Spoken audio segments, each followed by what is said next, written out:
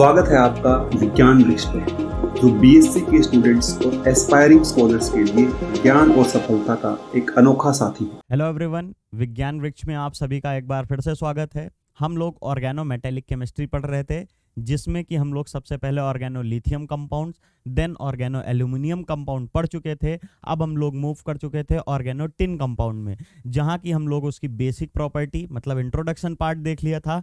साथ ही साथ में हम लोग उसकी प्रिपरेशन मेथड देख रहे थे, क्योंकि हम लोग किसी भी ऑर्गेनो मेटेलिक कंपाउंड को 5 स्टेजेस में पढ़ते हैं। सबसे पहले उसका इंट्रोडक्शन, देन उसका हम लोग पढ़ते हैं प्रिपरेशन, फिर पढ़ते हैं प्रॉपर्टीज, देन पढ़ते हैं its structure and bonding, fourth one is जो सबसे इंपॉर्टेंट है, इट्स एप्लीकेशन। तो सबसे पहले इंट्रोडक्शन पढ़ लिया था, फिर हम लोग प्रिपरेशन के मेथड पे जा चुके थे, जहां पे हम लोग 3 मेथड कवर कर चुके थे। वहां पर आप ग्रिग्नार्ड रिएजेंट से बना रहे थे, साथ ही में एक रीडिस्ट्रीब्यूशन मतलब रिएक्शन थी, वहां पे हम लोग किए थे, साथ साथ में हम लोग एक वुड्स रिएक्शन किए थे। अब हम बात करते हैं, वहां पे इतने 3 बेसिक पढ़ लिए थे, और अब हम लोग जो पढ़ने जा रहे हैं फोर्थ टाइप, उसका फोर्थ मेथड कौन सा, डायरेक्ट सिंथेसिस। याद करिए, जब हम एल्यूमिनियम के लिथियम के लिए बात किए थे और एल्यूमिनियम के लिए बात किए थे, तो कुछ ये रिएक्शन लिखी थी Li प्लस RX, और ये हमें क्या देता था, इसके 2 मॉलिक्यूल लेते थे, हमको मिलता था, एक मिलता था LiR और एक मिलता था इसका हैलाइड LiX। कुछ यही मिलती थी स्पीसीज। तो LiX क्या हो गया, सॉल्ट हो गया, और इसका काम हमें नहीं है। हमें क्या है, ऑर्गेनो मेटेलिक कंपाउंड, ये मेटल ये ऑर्गेनिक ग्रुप मिलके हमको ऑर्गेनो मेटेलिक कंपाउंड, और स्पेसिफिक बोलेंगे तो ऑर्गेनो लिथियम कंपाउंड देते थे। सिमिलर रिएक्शन हमारी किसके साथ होती है, स्टेनस के साथ या टिन के साथ होती रहती है डायरेक्ट मेथड में। डायरेक्ट मेथड में क्या है, सिंपली हम लोग RX लेंगे और उसके साथ टिन को रिएक्ट करा देंगे। तो ये हमारी डायरेक्ट मेथड होती है। यहां पर अगर हम इसको लिख देंगे, यहां पे अगर इसको आपके लिए थियरी भी हल्का सा लिख देते, कुछ नहीं, बस इसी को वर्ड्स में कन्वर्ट करना है और कुछ नहीं है। व्हेन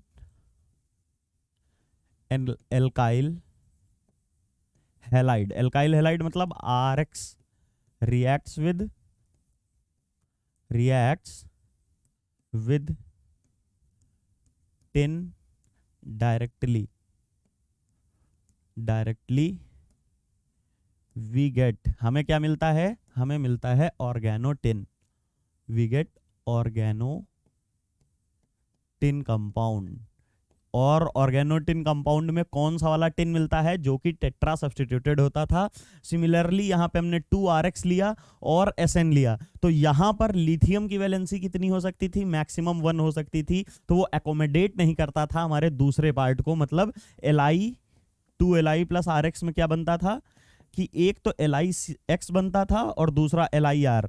क्यों, क्योंकि ये वाले R को भी ये न्यूट्रलाइज नहीं कर सकता, इसकी वैलेंसी हमारी कितनी होती है, +1 होती है। लेकिन अगर आप बात करते हैं टिन की, तो मैंने आपको बताया था टिन की 2 स्टेट पाई जाती हैं, SN2 और SN4, और SN2 वाला हमारे लिए इंपॉर्टेंट नहीं था। और स्टेबल कौन सा होता है, SN4, और वही हमारे लिए स्टेबल है। दैट मीन्स हम डील किससे कर रहे थे, SN4 से कर रहे थे, और आगे इसी से करेंगे, क्योंकि ये स्टेबल फॉर्म है।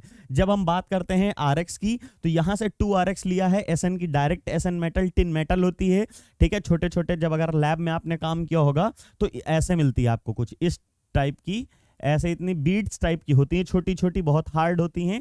वो आपको रिएक्शन के लिए दी जाती हैं, किसी बीकर वगैरह में डालने के लिए।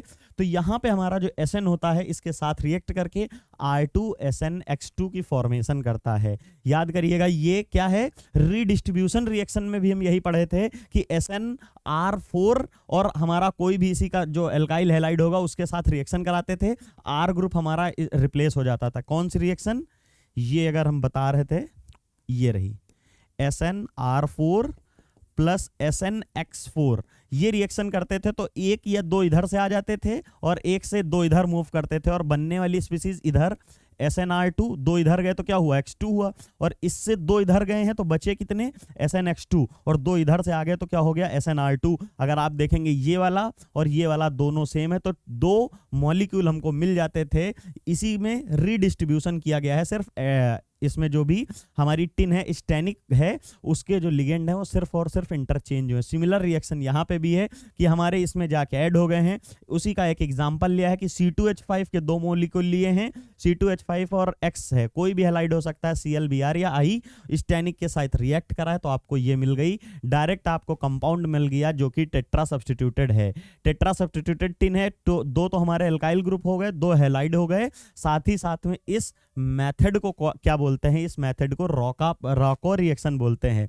ठीक है, रॉको रिएक्शन में क्या है, सिंपली आप मेटल लेते हो और साथ ही साथ में एल्काइल हैलाइड लेके रिएक्शन कर देते हो, उसी को आप रॉको रिएक्शन बोलते हो। चलिए मूव करते हैं हम नेक्स्ट इसमें इसकी प्रॉपर्टीज पे, क्योंकि 3 मेथड हमने पहले देखा कि ग्रिग्नार्ड रिएजेंट से कैसे बनाए थे, फिर हमने देखा था वुड्स रिएजेंट से कैसे बनाए थे, प्लस एक और मेथड देखा था, शायद उसमें से हम लोग एल्काइल और उसके सॉल्ट्स की रिएक्शन कराए थे, थर्ड हमने, और फोर्थ जो है डायरेक्ट, जो कि बहुत ईजी है, मेटल लिया डायरेक्ट और उसका एल्काइल हैलाइड पे हम लोग रिएक्शन करा दिए, जो कि ये वाला है, एल्काइल हैलाइड पे रिएक्शन कराए तो प्रोडक्ट मिल गया। अब हम बात करते हैं, जब प्रिपरेशन पढ़ लिए तो सेकंड पॉइंट क्या जाते हैं, प्रॉपर्टीज। तो प्रॉपर्टीज पे जब भी जाएंगे ऑर्गेनोटिन की, तो उसके लिए क्या है, जो हमारा मेटालिक कैरेक्टर होता है इस 14th ग्रुप में, 14 ग्रुप को याद करने के लिए मैंने आपको ट्रिक भी बताई थी। क्या बताया था, काशी गए, यहां पे लिखिए, काशी गए शंकर पार्वती, ये आपको याद करने की ट्रिक बताई थी। ये याद करने को ट्रिक बताई थी कि काशी गए शंकर पार्वती, ये आपकी ट्रिक है किसके लिए, ग्रुप 14 के लिए, ग्रुप 14 की ट्रिक है, याद रखिएगा ये ग्रुप 14। कार्बन फैमिली को कैसे याद करेंगे, कार्बन फैमिली को ऐसे याद कर लिए, काशी गए शंकर पार्वती, इससे आप याद कर लेंगे तो आपको इजीली याद हो जाएगा। ठीक है, तो ये हो गया आपका। यहां पे क्या बता रहा है, जैसे जैसे नीचे मूव करते हैं वैसे वैसे लाइटर, यहां पे क्या है, 1 है, 2 है, 3 है, 4 है, तो इन चारों में से क्योंकि आपको पता है जैसे जैसे आप पीरियोडिक टेबल में नीचे जाते हैं मेटालिक कैरेक्टर बढ़ता है। क्यों बढ़ता है, केमिकल बॉन्डिंग में आपने पढ़ा होगा, जैसे नीचे जाते हैं इफेक्टिव न्यूक्लियर चार्ज कम होता है। ये हमारा सेल है, यहां से इसकी बॉन्डिंग बहुत अच्छी है, इलेक्ट्रॉन को पकड़े रखेगा, और जैसे ही हमारा साइज खूब बड़ा सा हो जाएगा तो इस पे बहुत वीक फोर्स लग रही होगी, तो जो इलेक्ट्रॉन है अपनी मर्जी करेगा। छोटा क्लासरूम होता है तो टीचर इजीली हैंडल कर लेता है। इमेजिन करिए खूब बड़ा सा हमारा एक रूम हो, मतलब जिसमें 2-3 हजार बच्चे हों और उसमें एक टीचर होगा, तो क्या वो मैनेज कर पाएगा, कभी नहीं मैनेज कर पाएगा। सिमिलरली जब छोटा सा न्यूक्लियस होता है तो उसको अपने इलेक्ट्रॉन पे पूरा फुल कंट्रोल होता है, लेकिन जैसे ही हम डिस्टेंस बहुत ज्यादा बढ़ाते रहते हैं, तो जैसे ही डिस्टेंस बहुत ज्यादा बढ़ा दिया तो होता क्या है, इसके ऊपर कंट्रोल बहुत नेग्लेजिबल है। बहुत सारे लड़के क्लास में बैठे हैं, वो ये तो जानते हैं कि हाँ टीचर है, थोड़ा बहुत वो करेंगे, लेकिन जो आगे होंगे, अगर मैम है या सर है, कोई आगे खड़ा हुआ है, तो जो आगे के बच्चों को वो तो उनका इंपैक्ट समझेंगे, लेकिन जो पीछे के होंगे वो अपना खुराफात दिखाते रहेंगे या पूरा तफरी करेंगे।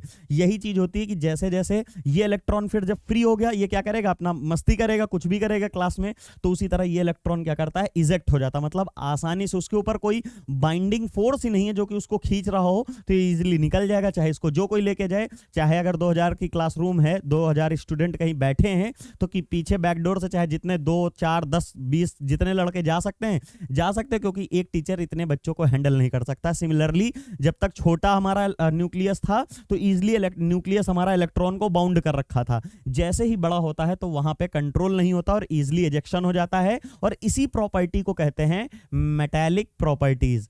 इसी को क्या कहते हैं, इसी को कहते हैं हम मेटालिक प्रॉपर्टी, क्योंकि मेटल क्या होते हैं, जितना इजीली कोई इलेक्ट्रॉन हमारा इजेक्ट हो जाए। तो यहाँ ग्रुप 14 में जैसे जैसे नीचे मूव करते हैं उसमें क्या होता है, वो मोस्ट कहाँ गया, ये मेटालिक कैरेक्टर क्या होता है, इंक्रीज हो जाता है इसमें टिन में। उसके बाद फिर क्या है, the bond to a carbon is weaker. जब आप टिन और कार्बन की ओवरलैपिंग की बात कर रहे होते हैं तो बॉन्ड वो वीकर होता है। क्यों होता है, उसके भी पीछे देखिए, आप खुद देखिए, कार्बन 1, 2, ये कहाँ का होता है 2p, यहाँ इसमें 3p, ये 4p, और ये कहाँ आ गया 5p। अब आप बताइए, एक ओवरलैप ये होता है, ठीक है, 2p का, और एक ओवरलैप ये हो, यहाँ तो ज्यादा बन गया, चलिए ये बना देते हैं।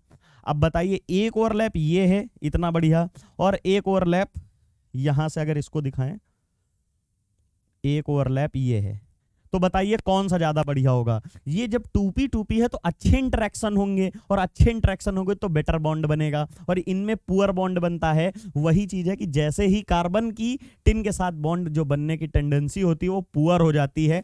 आपकी दोस्ती आपके दोस्त से जिससे हुई है उसकी और आपकी जो भी केमिस्ट्री है बहुत अच्छी मैच करती है। मतलब जैसा आप सोचते हैं वैसा वो, ऐसा थोड़ी है कि आप कुछ बोलते हो, मतलब फ्रेंडशिप हो या कुछ भी हो, आप तभी आगे जाती है जैसे जैसे केमिस्ट्री मैच करती है। यहां पे दोनों की ओवरलैपिंग अच्छी इसलिए हुई क्योंकि वहां पे इक्वल एनर्जीज हैं, शेप सेम है, साइज सेम है। जब आप यहां पे देखेंगे तो ये 2p था, ये 2p था तो बेस्ट था, लेकिन जब यहां पे देखेंगे ये 2p है, ये 5p है, तो यहां पे वेरिएशन बहुत ज्यादा है। मतलब इनमें दोस्ती अच्छी नहीं होगी, क्योंकि एक तो कुछ कहेगा, एक कुछ कहेगा, तो हर बात में लड़ाई होगी। और फ्रेंडशिप कहां होगी?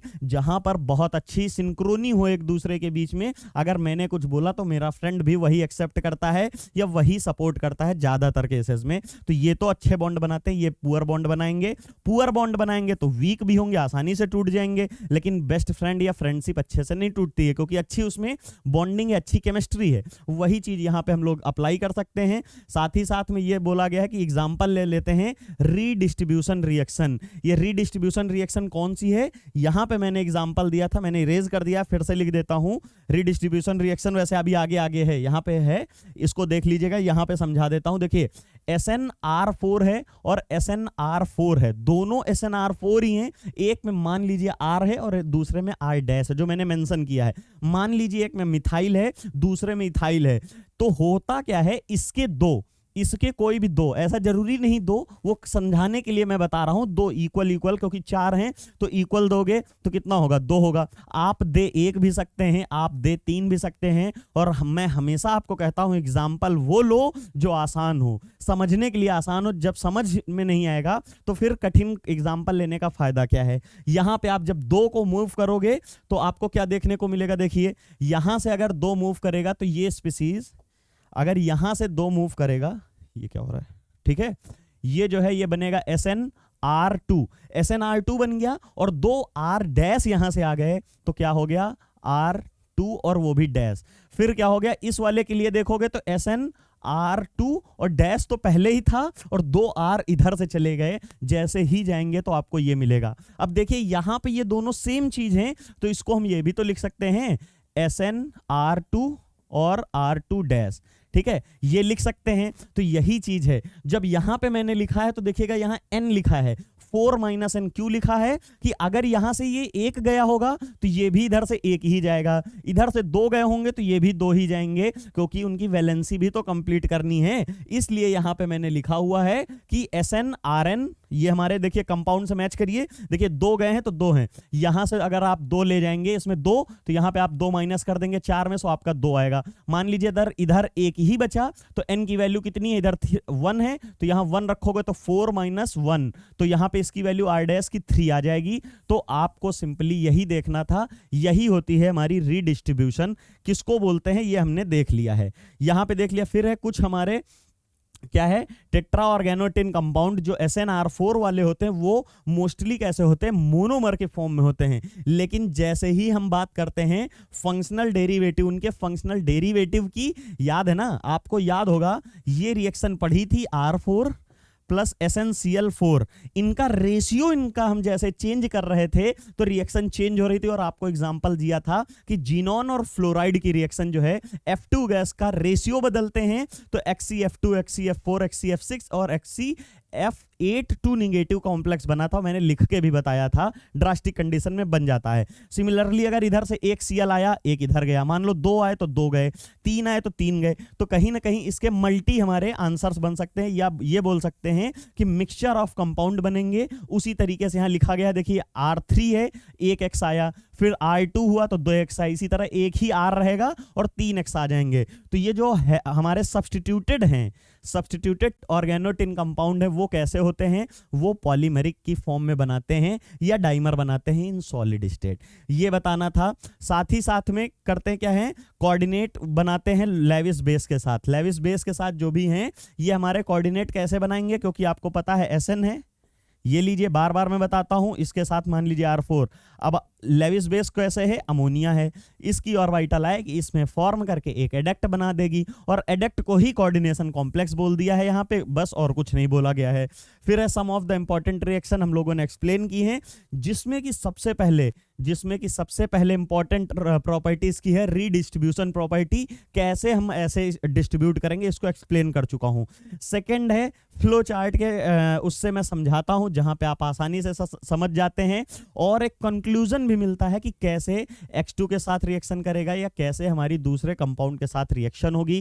तो यहां पे देखेंगे, सबसे पहले हम लेंगे अपना ऑर्गेनोटिन कंपाउंड, उसकी रिएक्शन कराएंगे X2 में हमारा कुछ भी हो सकता है, मान लीजिए Br2 रहा होगा, तो Br2 है तो इसमें थोड़ा बहुत पोलराइजेशन होता है, एक निगेटिव एक पॉजिटिव।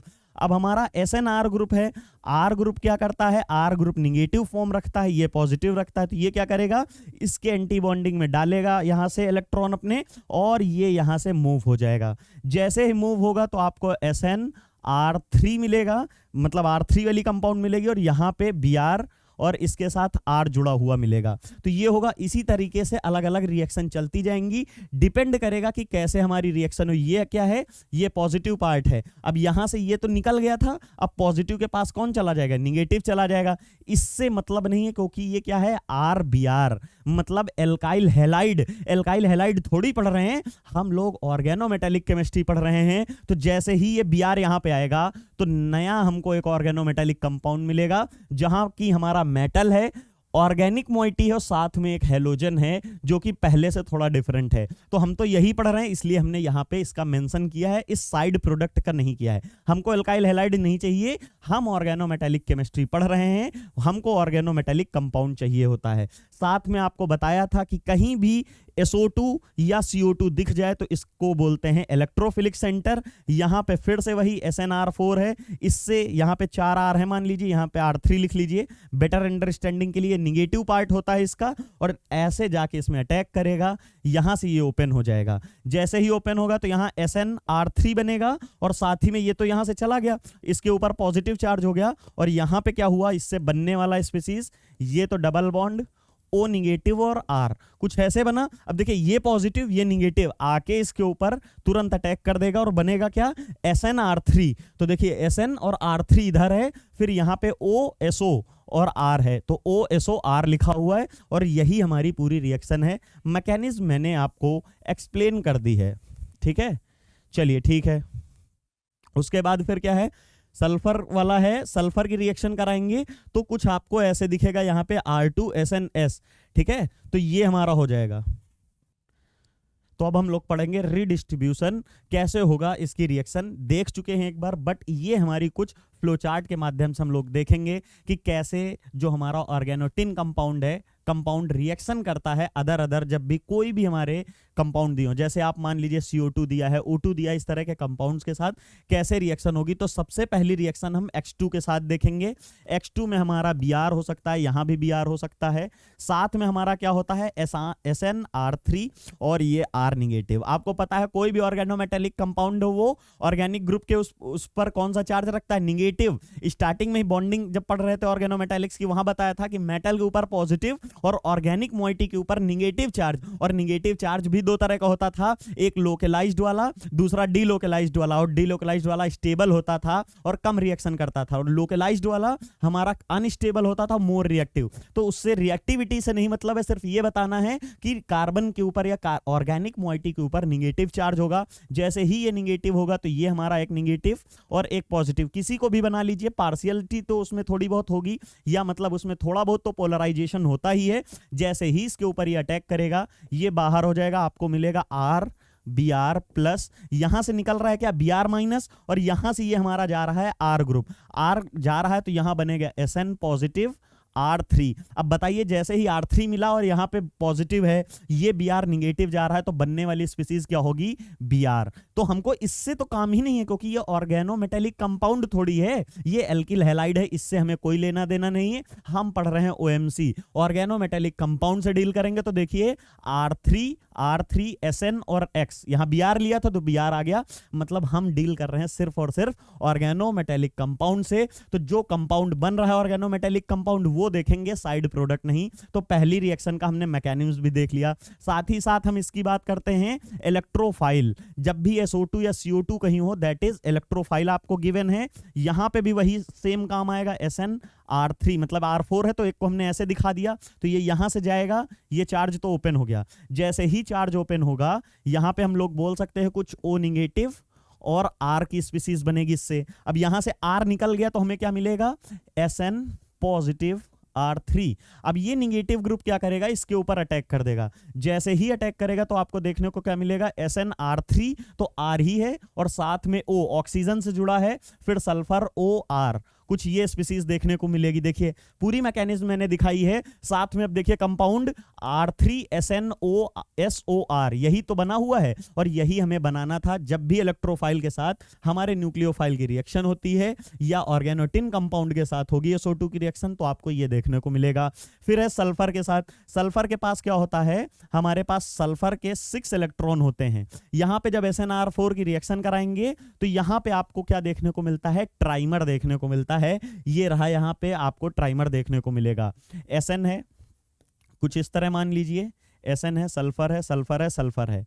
जैसे फॉस्फाजीन और ये सब पढ़ते हैं, वैसे ही यहां पे ये होगा, ये होगा और ये होगा। सिमिलर वही रिएक्शन है और कुछ नहीं। ये क्या बना है? ये ट्राइमर है। अच्छे से मैं दिखा देता हूं, एक बार देख लीजिए।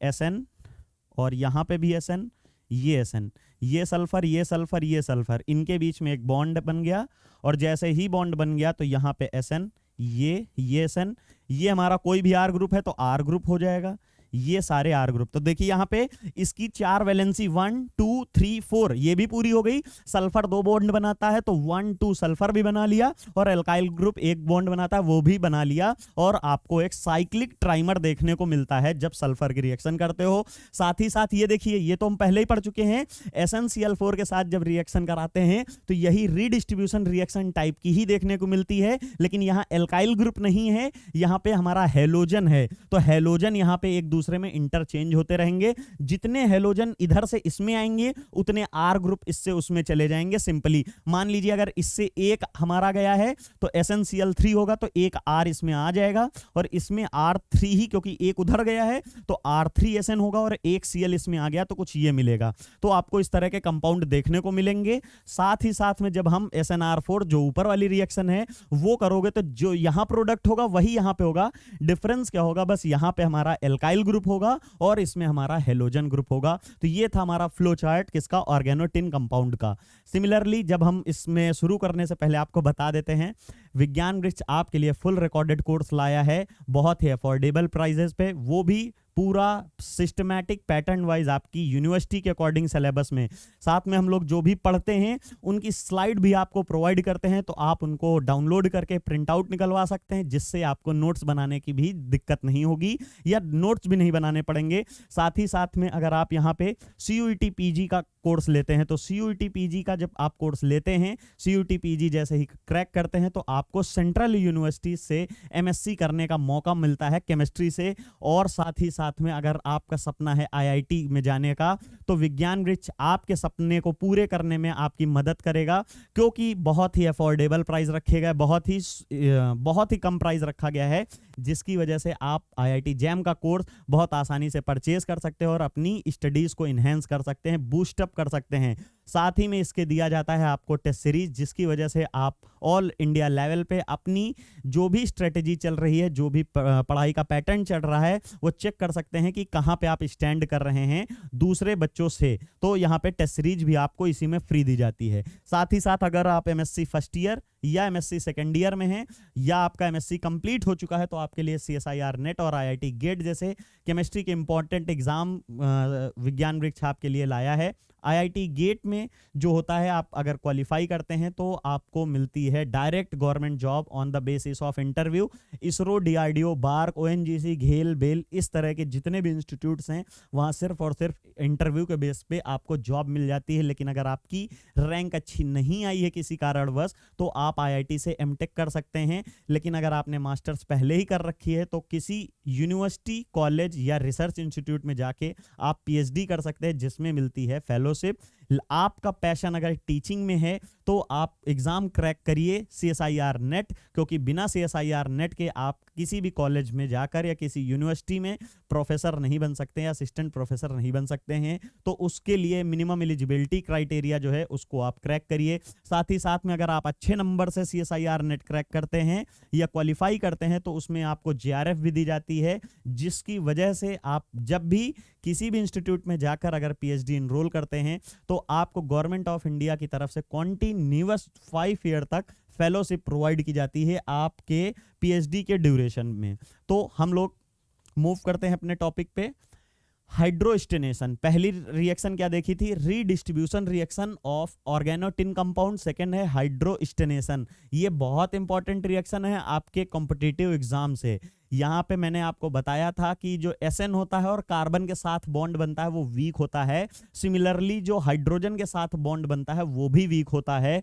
और जब भी हम इसकी किसी हाइड्रोजन जो है, इसके हाइड्राइड जो है, इस ऑर्गेनोटिन हाइड्राइड, ऑर्गेनोटिन मतलब ऑर्गेनिक हमारा ग्रुप है, टिन है और साथ में हाइड्राइड है, ये जब ग्रुप होगा इसकी रिएक्शन किसी अनसैचुरेटेड कंपाउंड से कराएंगे, मान लीजिए एल्कीन टाइप की, तो होता क्या है, ये पूरा ए बी इसका बॉन्ड टूटेगा और बनेगा क्या, ए और बी, और यहाँ पे एक पार्टिकल और एक इलेक्ट्रॉन, और इसका एक इलेक्ट्रॉन है, एक इलेक्ट्रॉन इसका, ये यहाँ से आके इसके बीच में इंसर्ट कर जाएगा और ये वाला बॉन्ड इधर से और ये वाला बॉन्ड इधर से बन जाएगा। सिंपली एक तरह से जैसे इंसर्शन रिएक्शन टाइप की पढ़ते हैं, सिमिलर रिएक्शन उसी टाइप की है। तो यहाँ पे हम लोग देखते हैं अनसैचुरेटेड रिएक्शन आके यहाँ पे हमारा प्रोडक्ट देते हैं। अगर जैसे ही SNH होगा ये इसमें आएगा, मैंने मैकेनिज्म बताई कैसे होगा, और आपको इस तरह की स्पीसीज देखने को मिलेगी। अनसैचुरेटेड कंपाउंड कैसे, आपके ओलेफिन टाइप के हो सकते हैं या एसेटाइलिन जो होता है, मतलब ये जो है आपकी एल्काइंस जो है, इसमें भी देखने को मिलेगा।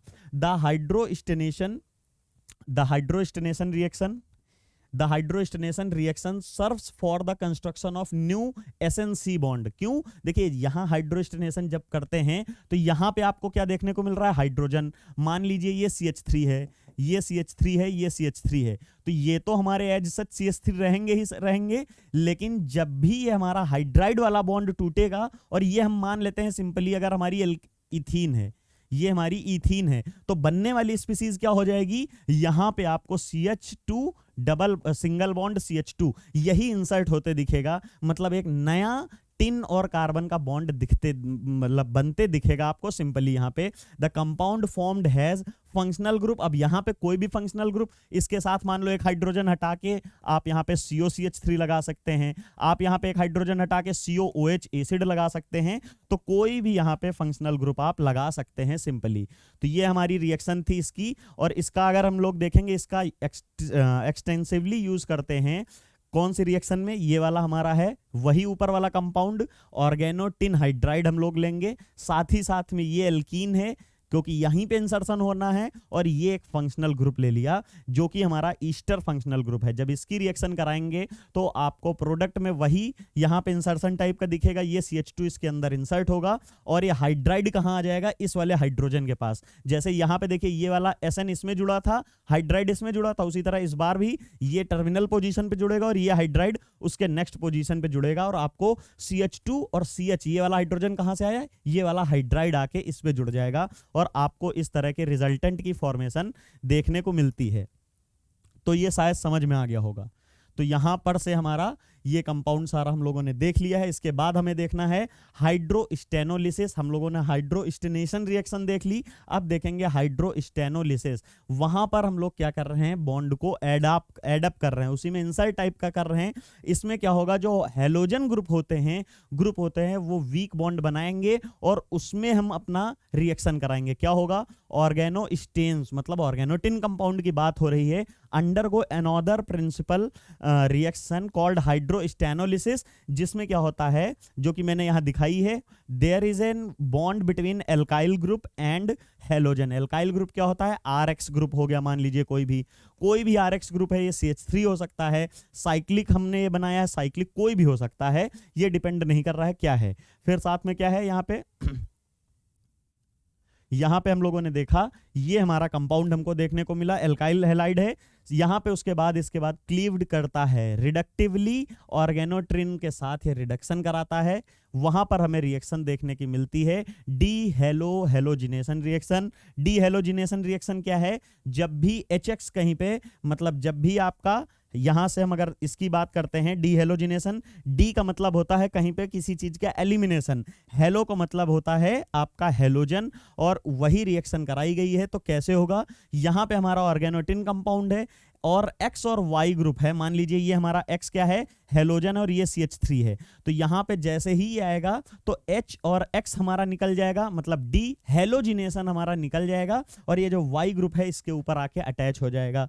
सिंपल है। सिमिलरली सेकंड वाली रिएक्शन जो मैंने बनाई है, ये हमारा क्या है, ये हमारा Br पार्ट है, और ये हमारी साइक्लोप्रोपेन रिंग है, इसके ऊपर एक ये Br लगा है, अब एक ये है। हमें ये तो पता है कि हाइड्रोजन के साथ हेलोजन जाएगा, डीहेलोजिनेशन रिएक्शन होगी, लेकिन ये कैसे पता चले कि Cl जाएगा कि Br? अभी थोड़ी देर पहले एक कॉन्सेप्ट बताया था कि जब 2p की ओवरलैपिंग होती है तो वो अच्छी होती है in comparison to 2p 5p। वही चीज यहां पे है कि जब कार्बन के साथ क्लोरीन बॉन्ड बनाएगा तो स्ट्रॉन्ग बॉन्ड बनाएगा और शॉर्ट बॉन्ड लेंथ होगी, और जब ब्रोमीन बनाएगा तो वीक बॉन्ड बनाएगा और लंबी बॉन्ड लेंथ होगी। तो लंबी स्टिक को तोड़ने के लिए, लंबी छड़ी को तोड़ने के लिए बहुत इजीली से आप तोड़ सकते हैं, लेकिन जो छोटी सी स्टिक होगी उसको तोड़ने में डिफिकल्टी होगी। तो स्मॉल बॉन्ड जो होंगे वो स्ट्रॉन्ग होंगे, तो Cl नहीं टूटेगा, यहां से हमारा HBr बाहर मिलेगा, मतलब Sn, यहां पे Sn हाइड्रोजन तो वहीं ऐड होगा जाके, और हमारा Sn क्या है, Br को अपटेक कर लेगा, और आपके सामने ये रिएक्शन मिल जाएगी। आपके सामने मैंने रिएक्शन लिख दी है, पिछली बार भी अभी यहां पे भी ये दिखाया था, और यहां से हमारा ऑर्गेनोटिन का हम लोगों ने 3 प्रॉपर्टीज देख ली इंपॉर्टेंट। साथ ही साथ में ये कंक्लूसिव वाला पार्ट भी देखा कि कैसे डिफरेंट ग्रुप के साथ ये रिएक्ट करता है, जैसे कि ऑर्गेनो एल्यूमिनियम कंपाउंड्स में हम लोगों ने देखा था। तो यहां पर से हम लोग अपना कंप्लीट किए हैं आज प्रिपरेशन मेथड, और साथ ही साथ में उसके प्रॉपर्टीज पे पहुंच गए हैं। नेक्स्ट लेक्चर में अब हम लोग इसका स्ट्रक्चर और bonding and its application cover कर ऑर्गेनो टिन कंपाउंड कंप्लीट करेंगे। तब तक आप लोग विज्ञान वृक्ष के साथ कंटिन्यू कनेक्टेड रहिए। Thank you so much.